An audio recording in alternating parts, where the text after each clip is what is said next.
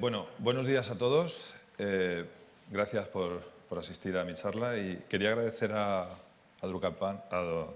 Drupalcamp, la deferencia que ha tenido al dejarme hablar de una charla un poco técnica que creo que no estáis acostumbrados mucho a ver, a lo mejor tanto código y demás. Y os quiero hablar en principio de traducciones. Las traducciones son muy importantes. ¿Por qué? Pues porque a veces una mala traducción hace que un programa de desarrollo tenga una muy mala sensación para el que lo usa, ¿vale? Ahora quiero explicaros cómo Symfony 2 gestiona el tema de las traducciones. Lo hace mediante unos archivos que se guardan en estas carpetas dentro de cada bundle. Tenemos unos archivos que son los que gestiona Symfony para poder traducir un desarrollo. Estos archivos tienen un formato como este. Aquí estamos viendo 3 ejemplos en castellano, inglés y francés. No sé si lo veis a priori, pero yo veo un primer inconveniente muy importante y es que hay que repetir todas las claves en cada uno de los archivos que hemos visto. Lo vuelvo a pasar para atrás. Veis que tenemos header, menu label y header, menu label en cada uno de ellos. Si tenemos 10 idiomas, pues la misma repetición en todos. Vale, pero además quiero que sepáis que Symfony encima no trabaja directamente con esos archivos, ¿vale? Como todo lo que hace Symfony, funciona recreando una caché al principio en el Bootstrap, que lo que hace es aligerar el código para que se ejecute más rápido. Entonces, estas traducciones se compilan en uno de estos archivos que veis aquí, ¿vale? Esto es el entorno en el que estamos trabajando y aquí sería el idioma de la traducción. Para que centremos un poco conceptos, vamos a ver uno de esos archivos y quitarle hierro al asunto porque parece que estoy hablando de algo de magia. No, sencillamente es... tenemos un array, hay una clase aquí que lo que hacemos es inyectarle los arrays que previamente hemos ido recuperando de cada uno de los archivos que hemos nombrado antes, ¿vale? Tenemos aquí la clave de ejemplo y aquí la traducción porque este es el archivo en castellano. De esta manera ya podríamos usar esa clave en nuestro código de 2 maneras diferentes, en un twig con esta instrucción, ¿vale? El filtro trans, y en un controlador simplemente consiguiendo el servicio translator y pasándole la clave. Vale, ahora quiero hablaros de un proyecto que se llama Traducoi y que es lo que me ha llevado a quererlo desarrollar. Pues nada, una vez explicado cómo Symfony gestiona las traducciones, yo he querido mejorar ese comportamiento. Como os he dejado ver más o menos, esto de repetir las claves una y otra vez es un poco, para mí, anárquico. Además, tenemos que la manipulación normalmente de esos archivos, a lo mejor al principio sí que la hace el desarrollador, tienes la libertad de escribir las claves y su traducción en castellano, pero no todos sabemos todos los idiomas. Es harto complicado poder saber, bueno, no sé cuántos idiomas hay en el mundo, pero hay muchísimos, ¿no? Es muy difícil. Entonces, siempre hay que contar con personas profesionales que sepan hacer esto. Estas personas, habitualmente lo que se les suele hacer es pasarles los archivos, los IMLs que hemos visto al principio, y luego hay que revisar a la vuelta todo lo que te están devolviendo para que no haya tabulaciones extra, las claves no nos las hayan alterado. Bueno, hay que hacer una revisión importante. Estas personas no tienen un perfil técnico y no les podemos exigir que sepan específicamente respetar todas las condiciones de un YAML. Yo lo he intentado y al final no lo consigues. Son personas que son muy profesionales, van a lo que van, que es a traducir lo que le estás pidiendo y ya está. Además se da el hecho que, por ejemplo, un YAML, las claves header, menu label que hemos visto es bastante indicativo de lo que es, pero a lo mejor en otra clave no es exactamente indicativo de lo que quieres traducir. Entonces, si la persona solo está viendo la clave para traducir, de alguna manera no tiene la sensación de qué es lo que está traduciendo con exactitud. Aún así, aunque nosotros mismos editemos los archivos que hemos visto, tenemos un inconveniente que son parte del código fuente, y entonces en un sistema de gestión de versiones, como puede ser Git, pueden ocurrir conflictos como ocurren en los demás sitios. Los YAML son muy divertidos de resolver los conflictos, lo digo por experiencia.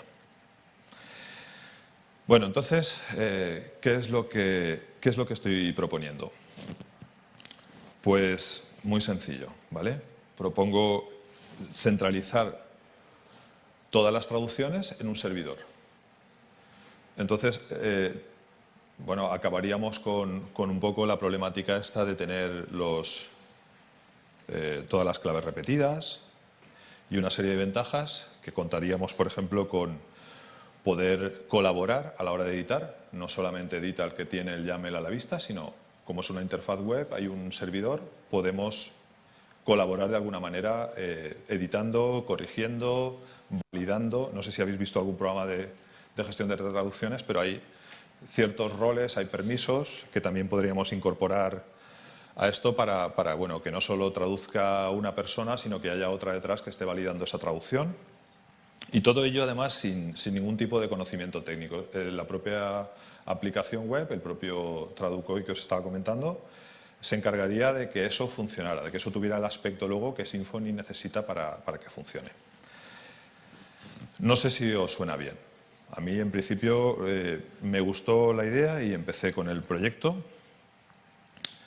El motivo de llamarse Traducoi es que, aunque se escribe así con J, en esperanto se pronuncia Traducoi y significa traducciones, ¿vale?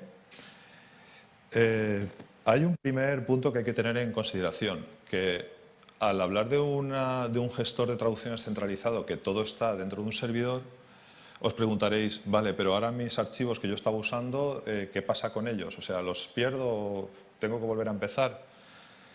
Pues no, aquí es donde entra en juego el bundle que conectaría tu proyecto con el servidor. A partir de la instalación de ese bundle, los archivos fuente, estos que hemos hablado al principio, estos YAML, se integrarían con el servidor centralizado y de alguna manera tienen que ser ignorados por Symfony. No los vamos a borrar, ¿vale? Pero Symfony los debe ignorar para que prevalezca todo lo que nos venga del servidor centralizado, si no, no tendría ningún sentido. Para ello, el bundle instala en su código una clase que intercepta las recreaciones de los archivos. Como hemos comentado al principio, Symfony funciona a base de una caché y hay unos archivos, como hemos visto, los que se integran todas las traducciones y es ahí donde vamos a intervenir. Este servicio se declara en Symfony de esta manera. Estamos viendo aquí que lo que manda es esto. Le estamos poniendo una etiqueta para que Symfony sepa que hay un servicio que quiere hacerse cargo de la carga de las traducciones.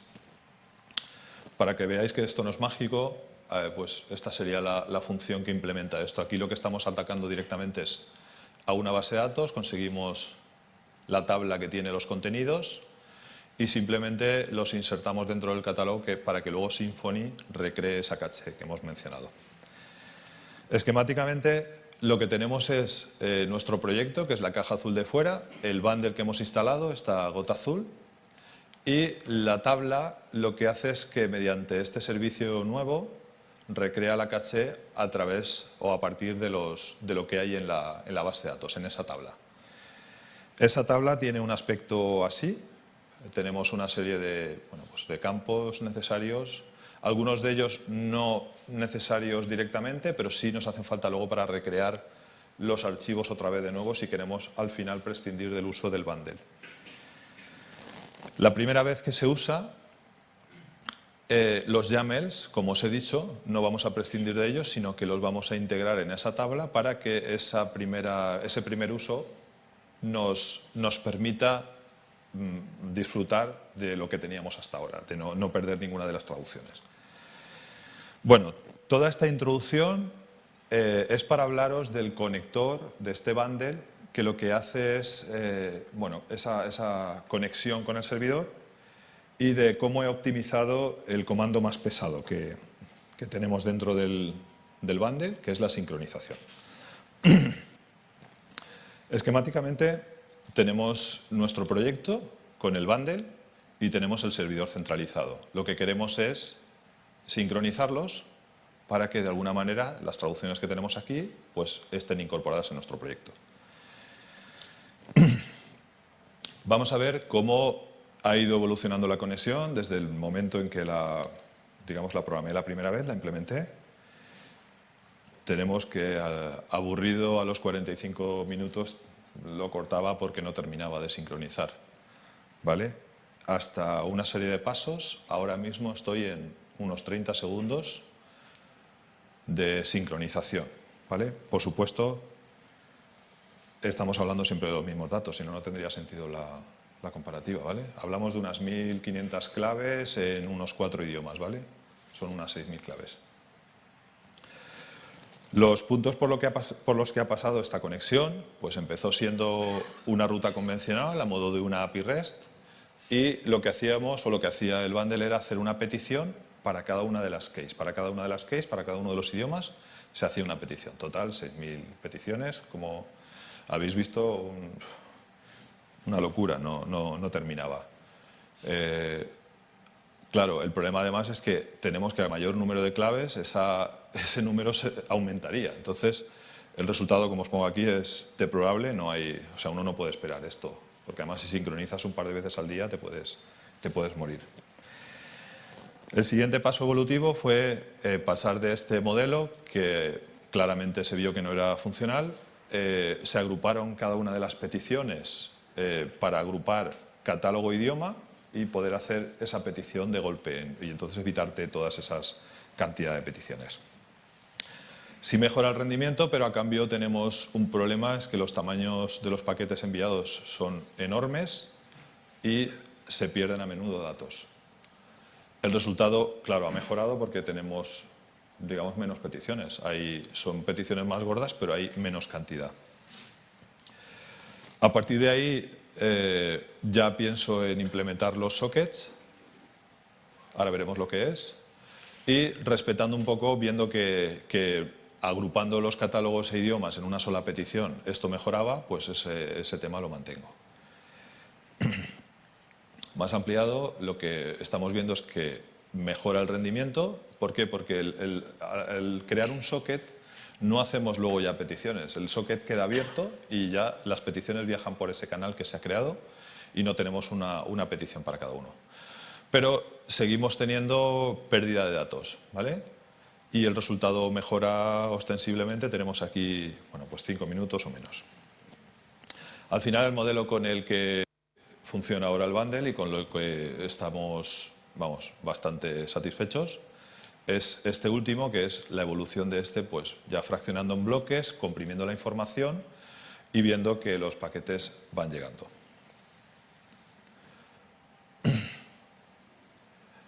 Como veis aquí, el tamaño de los bloques ya sí es fijo.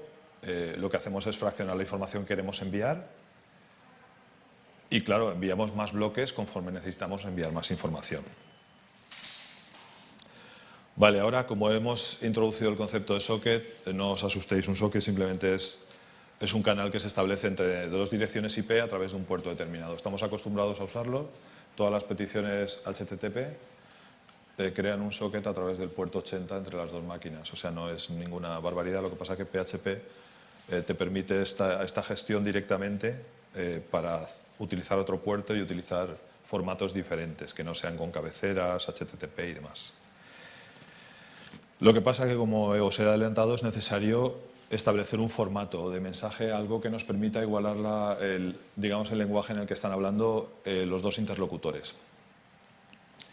Y, por supuesto, hay que negociar un puerto, ¿vale? Porque si no, estaríamos en un lado oyendo un puerto y el bundle, por otro lado, estaría intentando mandar datos por otro puerto. No habría conexión. Para que veáis un poco, no sé si se ve desde ahí, la captura este sería el comando de sincronización y con todas las opciones que tiene, ¿vale? Le podemos especificar el puerto, la dirección. Estos son para depuración solo, en producción no se usa. Y aquí hay una clave que veremos después, que sí que es importante, y está para cuando queremos recrear otra vez los YAML. Para que veáis un poco lo que hace esto por dentro, cuando le hemos especificado que queremos hacer la primera carga, lo que hacemos sencillamente es recuperar todas las traducciones que teníamos en la tabla esta interna, los catálogos, mejor dicho, primero, y luego recorremos todos los catálogos, recogemos todas las traducciones que hay para cada catálogo, creamos un array de datos que le vamos a pasar al servicio, que es el que va a subir esas claves al servidor, ¿vale? Esto sería lo que hace en primer lugar si le hemos especificado esa opción. Es la que debemos usar la primera vez. A continuación lo que hace es inmediatamente se conecta de nuevo, bueno, se conecta no, tenemos ese canal abierto como os he dicho. Lo que haría sería borrar la tabla interna, siempre se borra. La tabla es como una especie de tampón, es una memoria interna que vamos a utilizar para recrear la caché solamente. Tened en cuenta que las traducciones están en el servidor centralizado. Lo que hacemos es descargarnos el índice de catálogo nuevo desde el servidor y los recorremos trayéndonos las claves de cada catálogo para por fin meterlos en la tabla local, que es de donde vamos a regenerar la caché. Y para que eso ocurra, le tenemos que hacer un poquito aquí una pirulilla, que es coger los archivos de la caché que ha generado Symfony en las peticiones anteriores y simplemente los borramos, ¿vale? Si coinciden con el patrón, los borramos y así, al volver a cargar Symfony, al volver a hacer una petición, se recrearían esos archivos.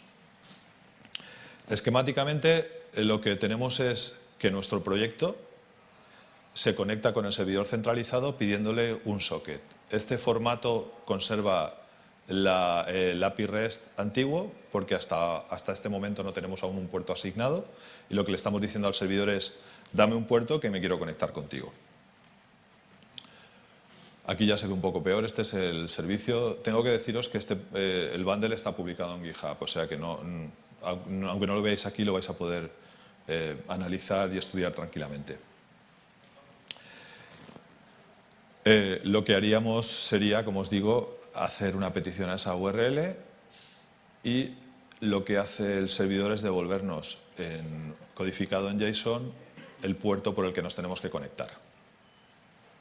A partir de esa devolución, ¿vale?, ya tenemos un puerto a través del cual el bundle se va a poder conectar al servidor centralizado.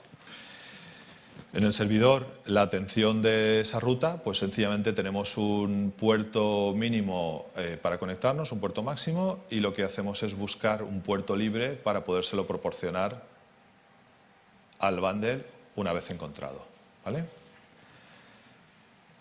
Una vez ocurre esto, ya tenemos nuestro canal aquí, que no lo vamos a cerrar. Hasta ahora había habido una petición con una devolución, una petición convencional, y a partir de ahora tenemos un canal que nos va a permitir enviar claves y recibirlas.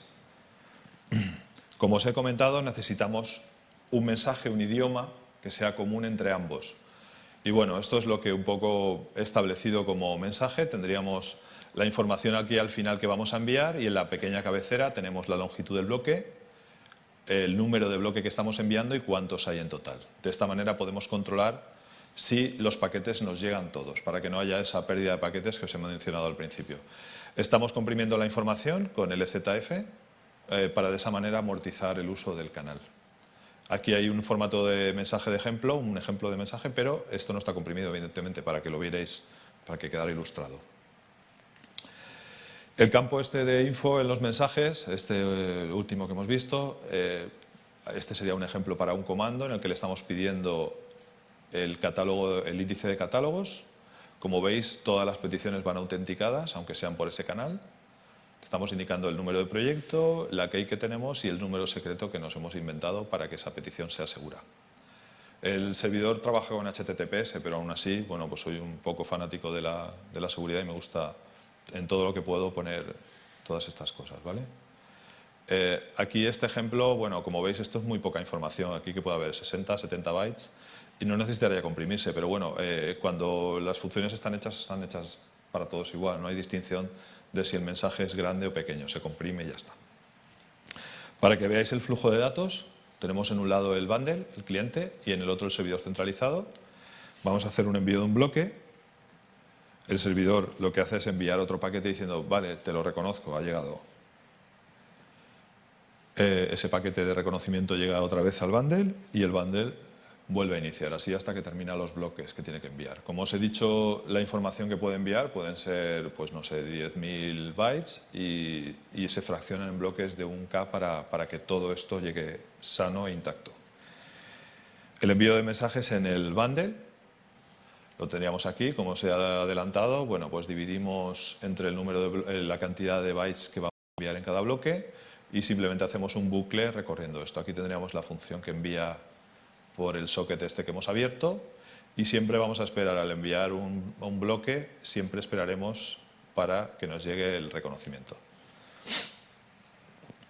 Por otro lado, en el bundle, esa lectura de socket, simplemente pues aquí lo que hacemos es bueno, lo que nos va a ocupar la cabecera y leeríamos ese socket con la cantidad de bytes que esperamos del bloque más la cabecera y recomponemos todos los bloques que nos van llegando, ¿vale? Y siempre enviamos un reconocido o no reconocido, ¿vale? Y al final devolvemos siempre el buffer descomprimido en el ZF.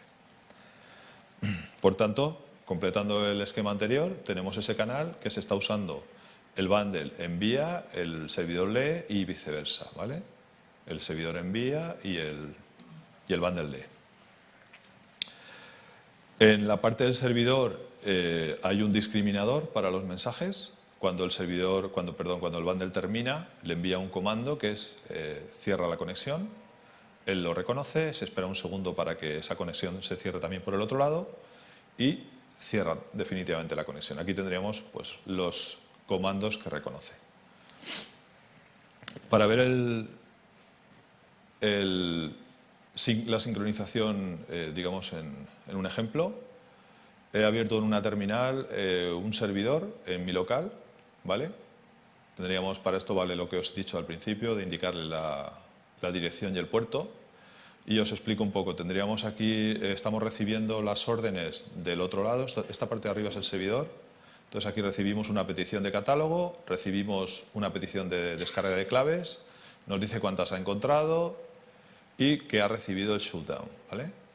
En la parte del bundle nos pregunta, siempre nos pregunta, aunque si le decimos que no, no va a continuar, ¿vale? La tabla local no vale para nada, como os he dicho, simplemente alberga temporalmente las claves descargadas del servidor. ¿Vale? Le envía este comando y aquí ya tendríamos la descarga. Cada vez que veamos una R es que hemos recibido un bloque y cuando veamos un puntito pintado significa que estamos procesando la información. Al final nos pregunta si queremos regenerar los YAMLs. De normal, si vamos a seguir gastando el bundle hay que decirle que no, para evitarnos ese tiempo extra y ya termina el comando. Esto, ya os digo, con un proyecto real que ahora os mencionaré, está tardando unos 30 segundos, unas 6.000 o 7.000 claves.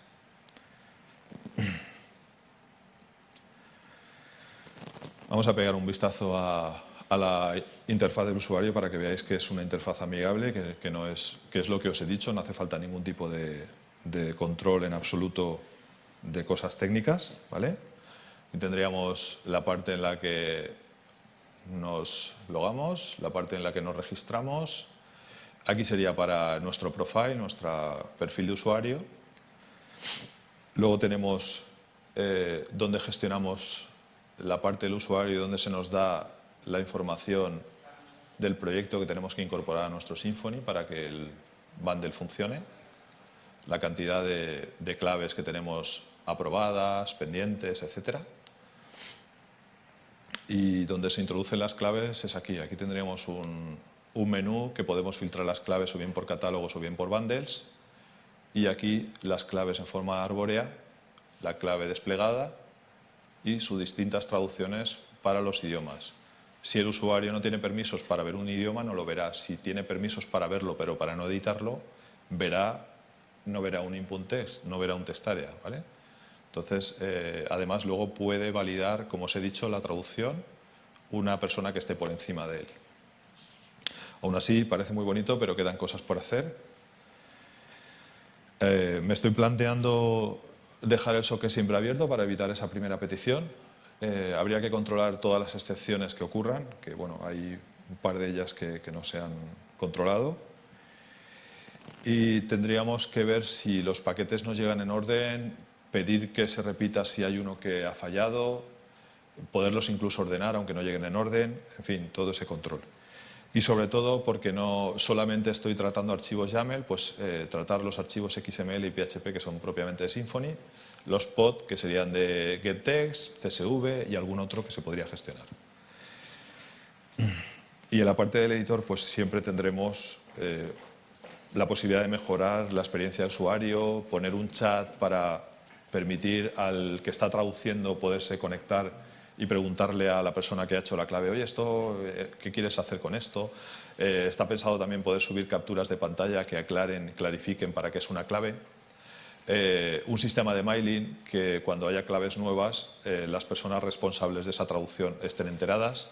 Y bueno, una edición colaborativa que sería al estilo de Google Drive, poder no tener que darle a ningún botón, nada más entres al text area que te permita editar y al salirte de él que se guarde por Ajax. Aún así, quedan aún más cosas por hacer, que sería la gestión de usuarios, poder invitar, añadir usuarios, permitir traducciones abiertas. No sé si alguien ha entrado aquí y traduce cosas de WhatsApp, pero permite que usuarios anónimos puedan traducir sin más y luego lo valida el público en general. Y poder reservar sus dominios, más que nada por hacer un poquito de caja con este servicio, aunque este servicio es totalmente gratuito.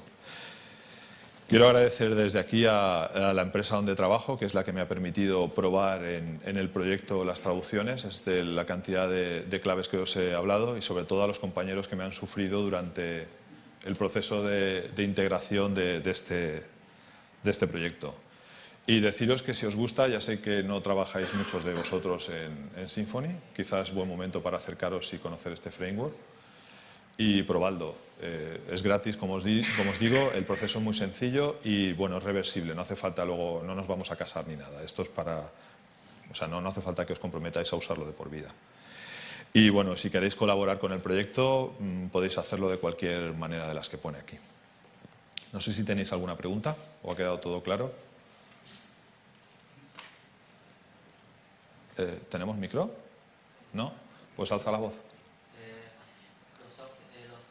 bloques de cada socket, ¿te has dicho que era de 1K? 1024 bytes, sí. ¿Por alguna razón? Pues sí, porque empecé a probar con números gordos y en local me funcionaban, pero cuando puse el servidor en producción tenía los mismos problemas, se perdían datos. Entonces llegué empíricamente a ese número, no sé cómo. Creo que se puede aumentar con alguna opción que tiene los sockets en PHP. Pero bueno, ese número para mí es perfecto porque además no satura el canal. Como el canal nunca se cierra, tenemos la posibilidad de ir mandando bloques y se van validando conforme llegan. Es un número obtenido más bien de manera empírica, no ha habido ninguna fórmula ni nada. Yo decía más que nada eso, como está utilizando compresión, cuanto más grande fuera el bloque, más rápido de compresión conseguiría. Claro, sí, es cierto. Pero ya te digo, probé el local con 4096 sin ningún problema, iba perfectamente, pero cuando hice las primeras pruebas de subirlo a producción, no sé si por la latencia de la red a lo mejor o por algún tipo de, no sé si por el HTTPS que en local no lo gastaba, al ver los primeros problemas que se repetían el tema de la pérdida de paquetes, dije, mira, empecé a probar números pequeños y vi que con 1024, bueno, hasta la fecha estamos utilizando los 4 programadores unas 4 veces al día y sin ningún tipo de problema. Entonces, me he quedado con ese número. La mejora sería hacerlo adaptativo, ¿no? Empezar con paquetes grandes y se van perdiendo mucho. Sí, como he comentado, la idea sería controlar que esos paquetes no se pierdan y si se pierden, poder renegociar el reenvío o incluso adaptar el tamaño. Te invito a participar en... Ya sé que tienes poco tiempo, Raúl, pero sería muy agradable contar con tu colaboración. ¿Alguna pregunta tenéis alguien? ¿5? Yo, más que dedicarse a una pregunta, una aclaración. Digamos que el modo de funcionamiento del bundle lo que permitiría en sí sería que todo el equipo, por ejemplo, de desarrollo pudiera tener sincronizada la información que un equipo de traductores en producción, en el repositorio centralizado, pudieran estar gestionando, ¿no? Entonces, Sí, básicamente lo que permite es que el equipo de desarrollo se concentre en utilizar unas claves autoexplicativas de lo que está haciendo. Evidentemente, si pongo un botón que es para guardar la información, por ejemplo, del área de usuario, yo pondría pues userarea.profile.save o .button.save, para que quede más claro. Yo no tengo que perder el tiempo traduciendo eso al inglés, al castellano, al francés, al armenio, al árabe, al inglés, al chino. O sea, simplemente creo la clave, la subo y alguien se encarga luego de traducir eso. Como yo sincronizo 2 veces al día más o menos, ya me descargo lo que ha traducido alguien, como el Git, es como el Git más o menos. Tú subes tus cambios y al hacer el pull te descargas no solo tus cambios, sino lo que haya hecho todo el mundo sobre esa rama. Entonces, un poco el funcionamiento más o menos es el que has comentado. La clave la crearíamos en el... La clave actualmente se está creando en el servidor centralizado mediante un botón que te permite crear la clave. Pero ya estoy trabajando con subir las claves de golpe, porque cuando estás haciendo nuevas funcionalidades lo normal es meterte con muchas claves a la vez y la verdad es un tostón crear 15, 20 claves mediante la interfaz web. Nosotros teclear es un poco rollo. Entonces ya he añadido otro comando que lo que hace es descubrir las claves nuevas que hay en un proyecto, buscando con patrones en PHP, en Twig y demás, y te las valida y las sube directamente. ¿Alguna cosilla? ¿Os habéis enterado de algo? Aun